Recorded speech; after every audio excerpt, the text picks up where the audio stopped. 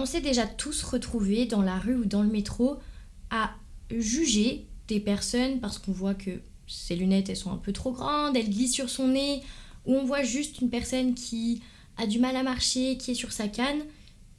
Mais c'est la vie et c'est des pensées fugaces qui vont partir dans quelques secondes, mais pas pour tout le monde et surtout pas pour Claude Lastenay, notre criminel du jour.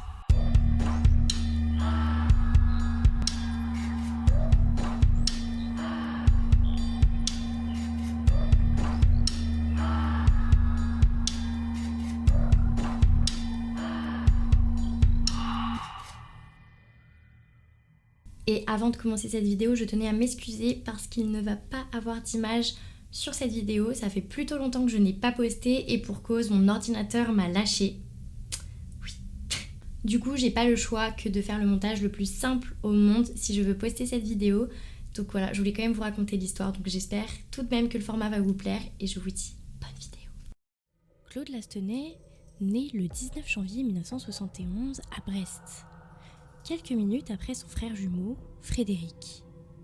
Privé de son père, il est élevé par sa mère, Jacqueline, qui part travailler à Paris, laissant ses fils confiés à des membres de la famille. Les jumeaux grandissent dans le Finistère, où leur mère finit par les rejoindre quelques années plus tard. Claude entretient une relation fusionnelle avec sa mère. Un lien intense les lie. Ce surattachement le pousse à vivre comme une trahison le jour où Jacqueline refait sa vie avec un homme. Son beau-père, alcoolique et violent, devient une figure intolérable pour lui. Claude ne cesse de le détester, voyant en lui une intrusion, une menace à son monde. En 1985, à seulement 14 ans, Claude décide de fuir le domicile familial. Les humiliations, les insultes et les violences physiques de son beau-père l'ont poussé à l'extrême. Dès lors, sa vie bascule dans une instabilité croissante. En pension à Quimper, Claude obtient un BEP en restauration et un CAP de pâtisserie. Mais cela ne suffit pas à ancrer sa vie dans un quotidien stable. Il sombre dans la consommation de drogue et le deal, devenant rapidement un marginal en marge des normes sociales. À 18 ans, il est réformé du service militaire à cause de sa dépression qui l'a mené à une tentative de suicide en 1990 en ingérant des médicaments et de l'alcool. Ce parcours chaotique l'amène en suivi psychiatrique qui ne semble pas suffisamment adoucir ses blessures. Claude lutte pour sociabiliser, souvent rejeté ou exclu de petits boulots qu'il occupe pour survivre. Et pour cause, il refuse de servir certains clients si leurs têtes ne lui reviennent pas. En 1993, Claude rejoint son frère à Paris. Envahi par une jalousie maladive, cette rancune profonde le pousse à une nouvelle tentative de suicide, ingérant cette fois des cachets d'anxiolytiques. Après ce nouvel échec, il choisit de se former en tant qu'éducateur. Mais son chemin reste tortueux. Vivre dans un foyer d'accueil ne suffit pas à l'éloigner des ombres de son passé. Il vit grâce aux aides sociales et se livre à des activités illicites, s'entêtant auprès de son frère. C'est dans cette détresse qu'émerge une idée sombre. Voler des personnes âgées, un acte désespéré, qui marque le début d'une descente encore plus profonde dans l'obscurité. Le 21 août 1993, Claude se rend chez Marcelle Cavillier, une femme de 87 ans, avec une arme déchargée. Après avoir brisé la vitre de la porte arrière du pavillon, il passe le bras pour attraper la clé laissée sur la serrure à l'intérieur. Une fois à l'intérieur, il demande de l'argent à Marcelle, mais elle refuse fermement. Une lutte s'engage alors. Claude tente de la menacer, mais la vieille femme ne se laisse pas impressionner. Furieux, il l'étrangle dans sa chambre. Après avoir volé 12 000 francs, il quitte la maison. Il n'avait pas l'intention de tuer. Mais en étranglant Marcelle, il a ressenti un soulagement. Une pulsion morbide. Cette expérience ouvre une voie obscure à son goût du sang et de la domination. Quelques mois plus tard, à Thiais, Claude récidive. Cette fois, Antoinette Bonin devient sa victime. Claude brise une fenêtre pour entrer dans le domicile de la vieille femme. Lorsque son fils, François Bonin, arrive, il le surprend en train de fouiller la maison. Claude, calme et détaché, prétend que sa mère a fait un malaise et qu'elle lui a demandé de ranger ses affaires. Mais François découvre alors sa mère, inconsciente, avec un filet de sang qui coule dans son oreille. Claude disparaît rapidement, mais François Bonin l'a vu. Il pourrait le décrire parfaitement à la police. On aurait pu penser que tout était terminé pour lui. Mais malheureusement, les policiers ne croiront jamais François. Ils le considèrent même comme le principal suspect du meurtre d'Antoinette. Pendant que François est mis en garde à vue plus de 7 heures d'affilée, clamant son innocence, Claude Lastenay erre dans les rues, cherchant sa future victime. Le 8 janvier 1994, toujours à Thiais, Claude Lastenay tue une nouvelle victime, Violette de Ferluc, une femme de 92 ans. Il l'étrangle dans son appartement avec un foulard, arrache les fils du téléphone et fouille chaque pièce pour la dépouiller. Son fils Gérard de Ferluc découvre son corps le lendemain. Les médias, ils remarquent une similitude entre ces 3 meurtres. Toutes ces femmes vivent près de la ligne de bus 192. Les journaux décident d'aider l'enquête en publiant des appels à témoins. Ces articles vont être vus par un grand nombre de personnes, dont Arnaud Bossu. Le 11 janvier 1994, il appelle la police après avoir vu l'article dans Le Parisien libéré sur le mystérieux tueur en série. D'habitude, ce genre d'appel, c'est des spéculations ou des canulars, mais cette fois, l'histoire est bien réelle. Arnaud loge dans le même foyer que Claude Lastenay, et ils partagent une chambre voisine. Lors d'une conversation, Claude lui avoue qu'il a tué des personnes âgées pour les voler. Il montre même des bijoux et une carte bancaire au nom de Violette de Ferluc. Claude lui demande comment utiliser cette carte sans se faire repérer. Mais Arnaud Bossu ne pense qu'à une seule chose. L'article du Parisien libéré qu'il a lu le matin même. Il s'empresse de le dénoncer. Le lendemain, Lastenay est arrêté dans sa chambre de 18 mètres carrés, alors qu'il dort profondément. Il ne résiste pas et avoue immédiatement les faits lors de son interrogatoire.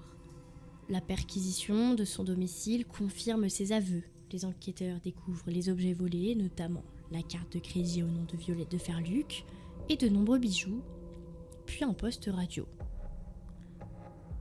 Lors de sa garde à vue, Lastenay détaille avec froideur chacun de ses actes. Lorsqu'il annonce que, dès le matin, il savait qu'il y aurait un mort, on perçoit une absence totale de remords. Il explique que tuer une personne âgée lui procurait un soulagement moral. Après, je me sentais bien, confie-t-il sans émotion. À la fin de l'audition, il révèle qu'il goûtait le sang des victimes en trempant son auriculaire droit dans le sang pour le porter à sa bouche. Une pratique qu'il aurait systématisée après chaque meurtre. Même après avoir avoué ses crimes, il ne semble pas s'arrêter là. Sans que les enquêteurs n'aient besoin de poser plus de questions, Claude Lastenay continue d'égrener ses actes abominables, affirmant qu'il aurait poursuivi ses meurtres si la police ne l'avait pas arrêté. Alors, je vous ai dit qu'il continuait d'égrener ses actes, car Lastenay ne s'est pas arrêté là. Il avoue le meurtre de Raymond Dolisi et Augustine Royer. Le 16 novembre 1993, à Boulogne-Billancourt, Claude entre chez Raymond Dolisi, 72 ans. Lastenay saccage la résidence de Madame Dolisi et l'étrangle. Il l'avait d'abord suivie, prenant l'ascenseur avec elle, puis descend 2 étages plus bas. En montant les escaliers pour la rejoindre, il enfila des gants. Au palier, il la pousse à l'intérieur de son appartement et l'étrangle. Son corps ne sera retrouvé que le vendredi 19 novembre 1993, par la concierge de l'immeuble, intriguée par des cartes postales empilées devant la porte. Lors du meurtre, Lastoney rapporte avoir ressenti des spasmes similaires à une relation sexuelle, une jouissance physique. Le 18 décembre 1993, à Bourg-la-Reine, il tue Augustine Royer, 91 ans, chez elle par strangulation. Son corps est retrouvé le lendemain. Comme pour les 3 précédentes victimes, il dit avoir senti dès le matin qu'un malheur allait arriver. Cette fois, l'intention n'est plus de voler, mais bel et bien de tuer.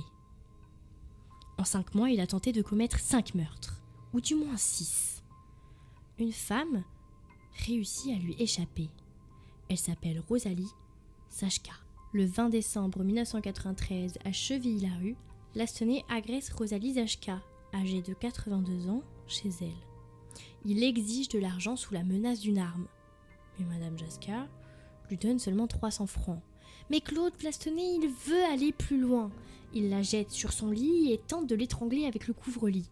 Rosalie Zajka se défend courageusement en lui donnant un coup dans l'entrejambe.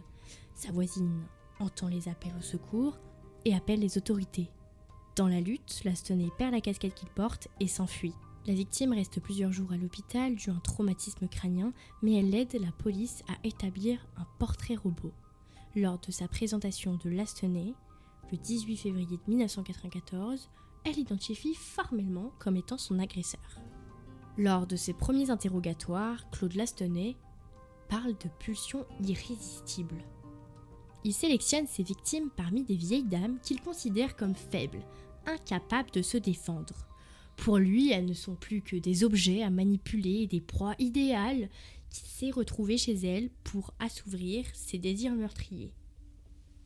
Il décrit ces femmes avec une froideur déconcertante, sans aucune humanité, comme si leur vie n'avait aucune valeur. Il choisit ses victimes sur des détails anodins. Cavalier, souvent croisé près de chez lui, une marche lente et hésitante. Bonin, une vieille dame aux lunettes trop grandes. Raymonde, avec ses énormes lunettes, la rendait vulnérable. Augustine, dont les chaussures trop grandes et une démarche étrange trahissait sa faiblesse. Violette, une canne à la main, symbole d'une incapacité à se défendre. Lors de sa première rencontre avec son avocat, ce dernier lui dit une phrase de Fyodor Dostoïevski. « Ce n'est pas toi qui as tué, c'est le diable. » À partir de ce moment, Lastoney adopte une distanciation, parlant toujours de lui à la 3e personne. C'est une tentative de séparation entre l'homme qu'il était et le monstre qu'il est devenu. En prison, avant son procès, Claude est suivi par une psychiatre qui cherche à comprendre ce qu'il ressasse en lui. Il exprime le besoin d'en savoir plus sur ses actes, ou sinon il menace de se suicider. Il est alors hospitalisé en raison du danger qu'il représente pour lui-même et pour les autres. Durant cette période, il parle systématiquement de lui à la 3e personne, une manière de se cliver de son passé. Le clivage étant la dernière option qu'un individu peut trouver comme mécanisme de défense face à des événements. Peu à peu, il commence un travail introspectif, cherchant à se réapproprier ses crimes. Le 20 octobre 1997, le procès de Claude Lastoney commence à la cour d'assises du Val-de-Marne à Créteil. Défendu par Pierre-Olivier Sûr, Claude maintient son discours à la 3e personne.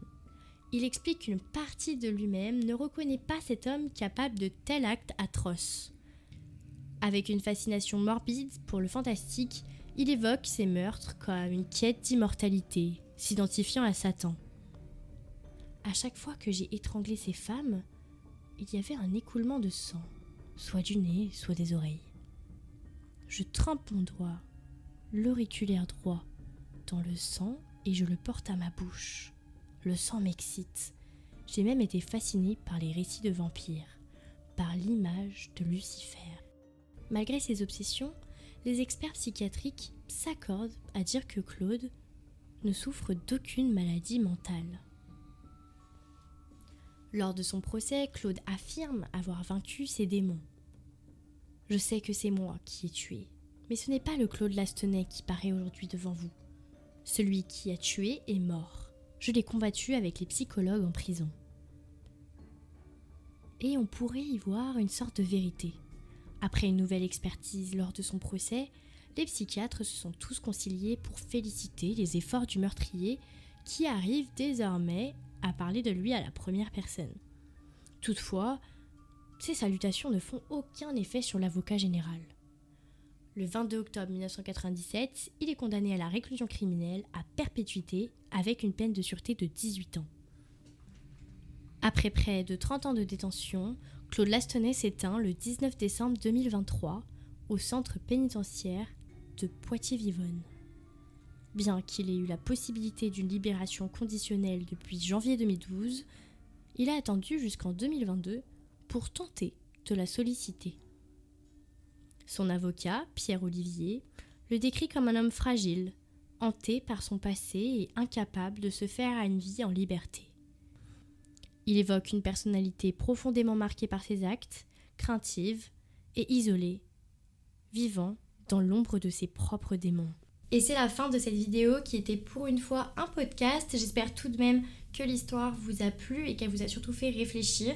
N'hésitez pas à vous abonner et à commenter cette vidéo. Et moi j'espère revenir très vite avec un ordinateur pour pouvoir vous poster des vidéos.